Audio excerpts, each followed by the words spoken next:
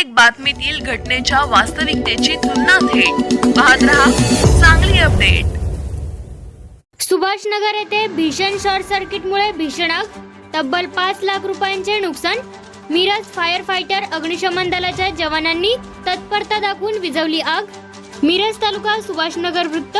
सविस्तर वृत्त असे की सुभाषनगर श्री संत रोहिदास मार्ग हॉटेल पंचरत्न समोरील फूड पोस्ट या नाश्ता सेंटरला आग लागून तब्बल 5 लाख रुपयांचे नुकसान झाले आहे।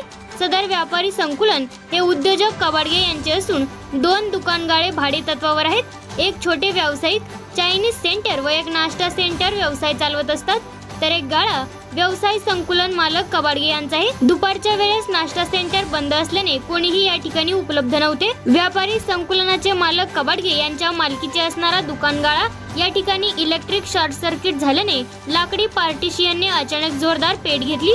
आग इतकी भयानक होती की लाकडी पार्टिशियनमुळे बाजूस असणारे मोहसिन सलाती यांचे फूड पोस्ट नाश्ता सेंटर मधील फर्निचर, फ्रीज, भांडी, साहित्य, सिलेंडर जळून खाक झाले। तब्बल 2-2.5 लाख रुपयांचे साहित्य जळून खाक झाले। प्लास्टिक छत ही जळून खाक झाले।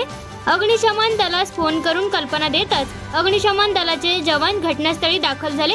आग आटोक्यात आणण्यासाठी मिरज फायर फायटर आहेत। अग्निशमन दलाचे जवान अवघ्या 5 ते 7 मिनिटात जागेवर हजर राहिल्याने पाण्याचा मारा करून आग आटोक्यात आणण्यास यशस्वी ठरले। सदर फूड पोस्ट नाश्ता सेंटरचे आगीत अतोनात नुकसान झाल्याने नुकसान भरपाई मिळण्याकरिता नाश्ता सेंटर मोहसिन सलाती यांनी स्थानिक प्रशासनाकडे विनंती केली आहे। आग विझवण्यासाठी अग्निशमन दलाचे जवान फायरमन संतोष हक्के, फायरमन विक्रम कोरे व ड्रायव्हर गणेश भोरे या जवानांनी आग आटोक्यात आणली। आगीने रौद्र रूप धारण केल्याने सुभाषनगर येथील नागरिक मोठ्या संख्येने उपस्थित होते। सलाती सुभाषनगर, माझं सुभाषनगरला फूड पोस्ट हे नाश्ता सेंटर आहे आणि बंद अवस्थेत दुकान शॉर्ट सर्किटमुळे पेट घेतलं आहे, त्यामुळे माझं भरपूर नुकसान झालेलं आहे। नेमकं शॉर्ट सर्किट कुठल्या साईडला झालं, काय झालं ह्याची कल्पना आहे? नेमकं म्हणजे मेन लाईनपासून शॉर्ट सर्किट झालेलं आहे।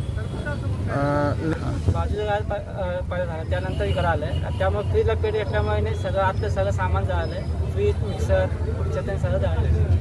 जवळपास कितीचं नुकसान झालं? जवळपास 1-1.5 लाख रुपयाचं नुकसान झालेलं आहे।